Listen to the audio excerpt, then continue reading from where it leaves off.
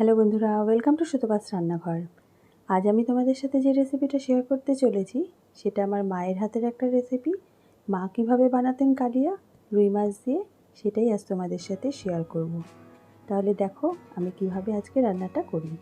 তো এখানে দেখো আমি রুই মাছ নিয়ে নিয়েছি 6 পিস। মাছটা ভালো করে ধুয়ে হাফ চামচ হলুদ গুঁড়ো আর পরিমাণ মতো নুন মেখে রেখে দিয়েছি 15 মিনিট ধরে।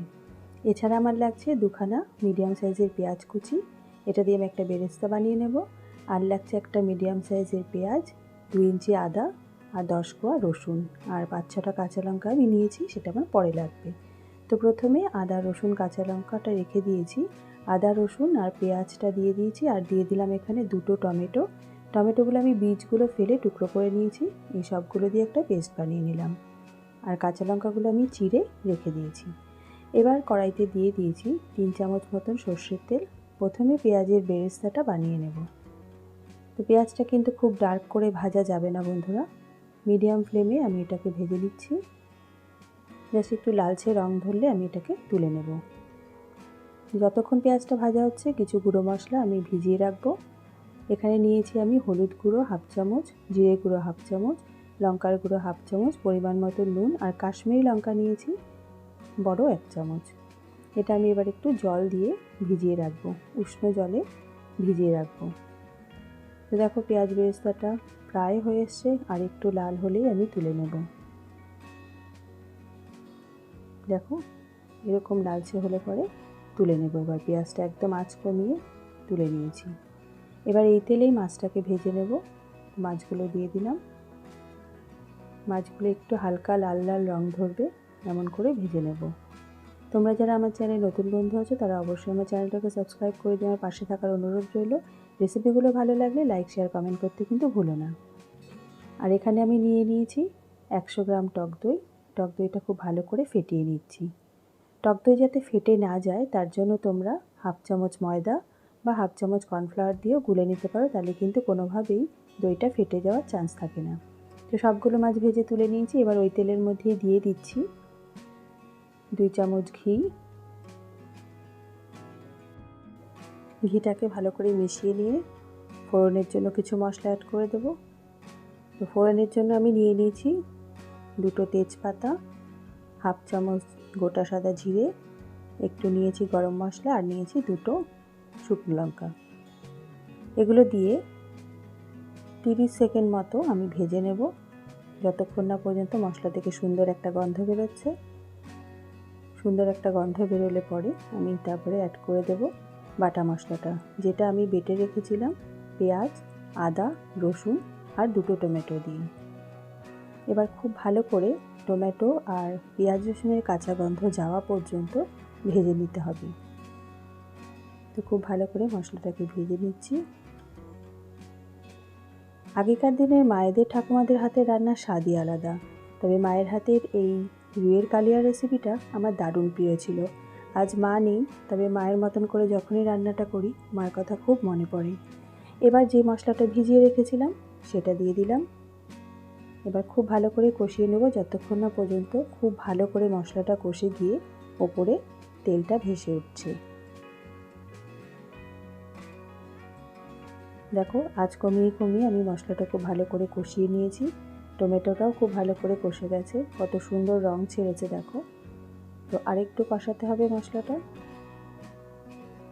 তারপরে আমি দইটা অ্যাড করব। এবার দেখো আঁচটাকে একদম কমিয়ে দিয়েছি, দিয়ে ফেটিয়ে রাখা টক দইটা অ্যাড করে দিলাম। এবার দইটা দিয়েও খুব ভালো করে কষিয়ে নেব মিনিট 5।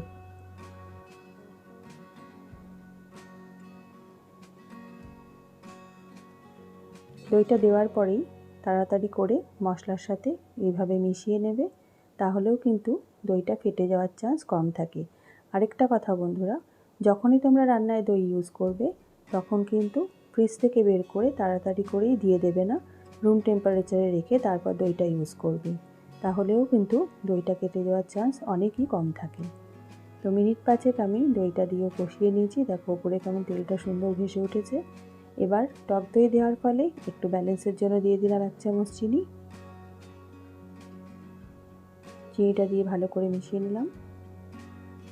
এবার গ্রেভি যে যেরকম রাখতে চাইবে সেই অনুপাতে জল অ্যাড করবে। তো আমি এবার গ্রেভির জন্য দিয়ে দেব উষ্ণ গরম জল।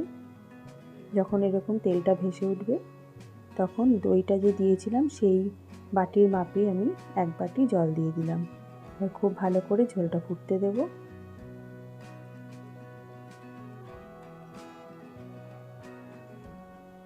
খুব ভালো করে যখন ঝোলটা ফুটে যাবে তখন আমি ভেজে রাখা মাছগুলো অ্যাড করব। তো দেখো এখানে ঝোলটা খুব ভালো করে ফুটে গেছে, এবার মাছটা অ্যাড করে দিচ্ছি। মাছগুলোকে দেওয়ার পর ঢাকা দিয়ে আমি মিনিট 10 ফুটিয়ে নেব, তাহলেই কিন্তু আমাদের রুই মাছের কালিয়াটা রান্না হয়ে যাবে।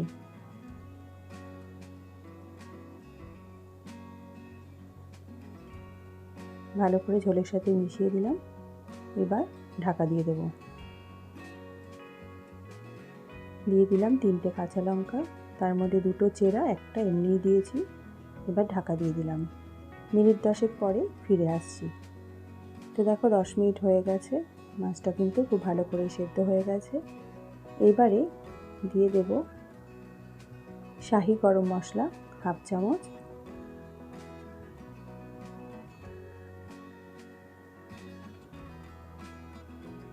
আর দিয়ে দেব যে বেরেস্তাটা আমি বানিয়ে রেখেছিলাম সেটা।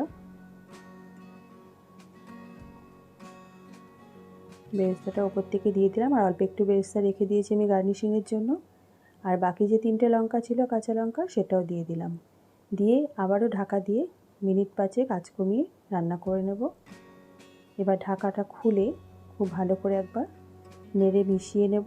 মিশিয়ে নিয়ে আঁচ বন্ধ করে আরও 5 মিনিট স্ট্যান্ডিং টাইমে রেখে দিয়ে তারপরে নামিয়ে সার্ভ করব। তোমরা যারা আমার চ্যানেলে নতুন বন্ধু আছো তারা অবশ্যই আমার চ্যানেলটাকে সাবস্ক্রাইব করে দিয়ে আমার পাশে থাকার অনুরোধ রইল। আর বেল আইকনটা প্রেস করে দিতে কিন্তু বন্ধুরা ভুলো না, তাহলে যখনই আমি নতুন কোনো রেসিপির আপডেট দেবো তোমাদের কাছে প্রথমেই নোটিফিকেশানটা চলে যাবে। আর আমার রেসিপিগুলো ভালো লাগলে অবশ্যই লাইক শেয়ার কমেন্ট করতে কিন্তু ভুলো না। তো 5 মিনিট স্ট্যান্ডিং টাইমে রেখে দেখো এবার নামিয়ে দেবো। এবার সার্ভ করে দেখাচ্ছি তোমাদের। তো দেখো এখানে আমি একটা এরকম ছোট্ট হাঁড়ি নিয়ে নিয়েছি, এর মধ্যে আজকে সার্ভ করে দেখাচ্ছি। এটা কিন্তু ঝরঝরে গরম ভাত দিয়ে খেতে অপূর্ব লাগে। তোমরা অবশ্যই একবার ট্রাই করে দেখো, আশা করি তোমাদের খুবই ভালো লাগবে। আর যদি ভালো লাগে আমাকে কিন্তু কমেন্ট করে অবশ্যই জানাবে। তো দেখো সবগুলো মাছ এইভাবে আমি দিয়ে দিলাম, আর গার্নিশিংয়ের জন্য রেখেছিলাম অল্প একটু বেরেস্তা, সেটা উপর থেকে দিয়ে দেব। এবার বেরেস্তাটা দিয়ে দিচ্ছি উপর থেকে।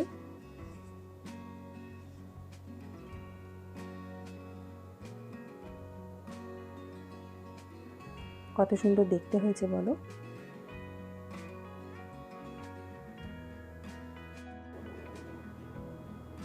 এবার উপর থেকে আমি একটুখানি দিয়ে দেব ধনেপাতা গার্নিশিংয়ের জন্য।